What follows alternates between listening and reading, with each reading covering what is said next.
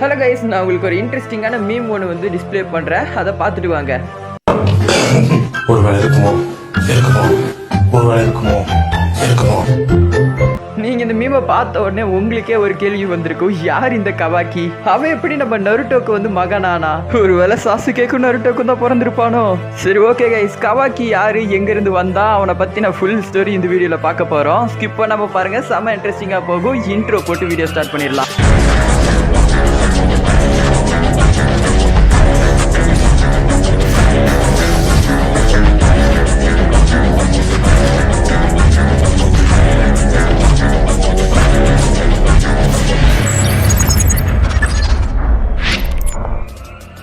First நம்ம Kawaki பிறந்த இடத்துலேருந்தே start பண்ணிடலாம். கவாக்கி பிறந்த இடம் ரைன் வில்லேஜ் பக்கத்தில் இருக்கிற ஒரு சின்ன கிராமம். அங்கே அவனோட அப்பா மட்டும்தான் இருப்பார். ஸோ வந்து அவருக்கு ஒரு மகனாக பிறக்கிறான். இவன் பிறந்தோடனே இவங்க அம்மா வந்து இறந்துடுறாங்க. ஸோ இவங்க அப்பா தான் வந்து ஃபுல்லாக பார்த்துக்கிறாரு. அதோட இவங்க அப்பா ஒரு குடிகாரன்.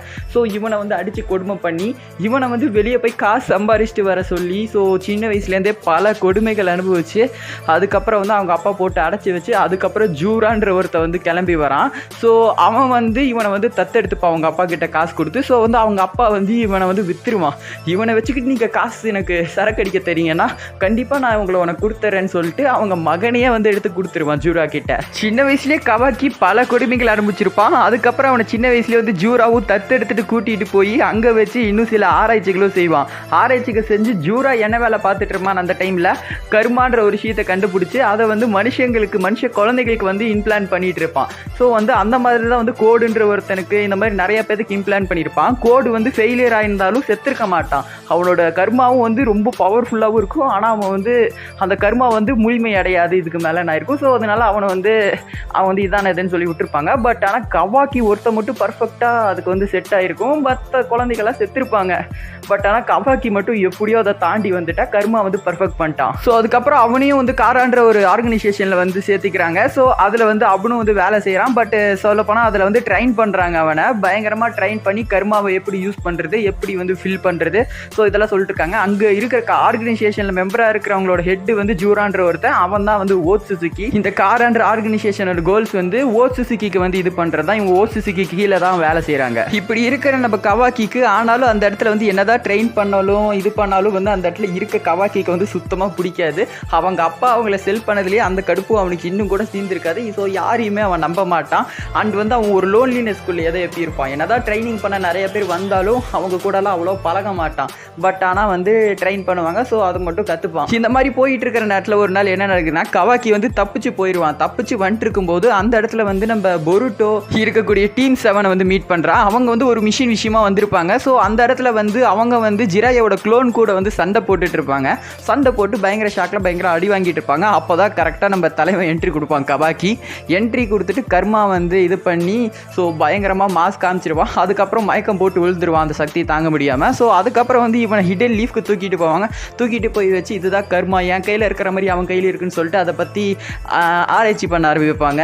அந்த இடத்துல நருட்டோ உசுமாக்கி அவனே வந்து நான் இவனை பார்த்துக்கிறேன்னு சொல்லிட்டு ஃபுல் உரிமையும் எடுத்துக்கிட்டு ஸோ வந்து அவனே வந்து பார்த்துப்பான். ஸோ நல்லா கேர் பண்ணி அவனோட மகன் மாதிரியே ட்ரீட் பண்ணி பார்த்துப்பான். ஸோ அதனால பாண்டிங்ஸும் போக போக 2 பேர்த்துக்கும் உண்டாகும். ஸோ கவாக்கி வந்து ஏற்கனவே அரவணைப்பு இல்லாமல் ஸோ வந்து நிறைய ஹேர்ட்டான ஒரு குழந்தை.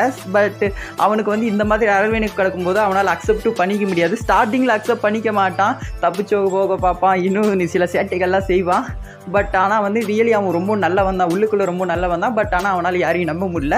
ஆனால் அப்புறம் கடைசியில் போக போக நருட்டோ உசுமாக்கி கூட பாண்ட்ஸ் அதிகமாகி ஸோ அவனை வந்து அவனோட அப்பாவாகவே கன்சிடர் பண்ண ஆரம்பிச்சிட்டான். அவருக்காக உயிரை கொடுப்பேன், என் உயிரை கொடுத்து வந்து அவரை ப்ரொடெக்ட் பண்ணுவேன், அந்த ரேஞ்சுக்கு வந்து வந்துடுவான். அதுக்கப்புறம் நம்ம காரா திரும்பியும் வந்து கவாக்கி எடுத்துக்கிறதுக்காக காரா ஆர்கனைசேஷன்லேருந்து நிறைய வேலைகள் நடக்கும். நிறைய பேர் வந்து சண்டை போடுவாங்க, நிறைய நடக்கும். ஸோ அவங்க எல்லாத்தையுமே வந்து தொடர்ந்து டிஃபீட் பண்ணி அதுக்கப்புறம் வந்து கவாக்கியை வந்து கடைசியில் என்னோட மகனாகவே அவர் வந்து தத்தெடுத்துப்பார் ஒரு லெவலுக்கு மேலே.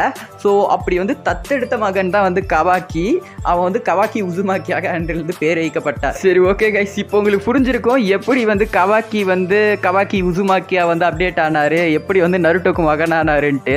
பட் ஆனால் அந்த மீமில் என்னடா போட்டுருந்துச்சு அந்த ஹேர் கலர் வச்சு அது கொஞ்சம் டவுட்டில் இருப்பீங்க. அதை வச்சு நீங்கள் கம்பேர் பண்ணி பார்த்தீங்கன்னா கவாக்கியோட உண்மையான டேட்டா காமிச்சிருப்பாங்களே அவரு கூட கம்பேர் பண்ணி பார்த்தாலே தெரியுது. மேபி அவங்க அம்மா வந்து ஒயிட் ஹேரா சாரி நருட்டோ மாதிரி எல்லோ ஹேரா இருந்திருப்பாங்க போல. சரி ஓகே கைஸ், இந்த வீடியோ உங்களுக்கு பிடிச்சிருந்துச்சுன்னா ஸ்கைஃபர் ஸ்டூடியோல இருக்கிற எல்லா வீடியோஸும் பிடிக்கும். ஸோ மறக்காம செக் பண்ணி பார்த்துருங்க. நாளைக்கு இன்னொரு வீடியோவில் பார்க்கலாம். Bye guys.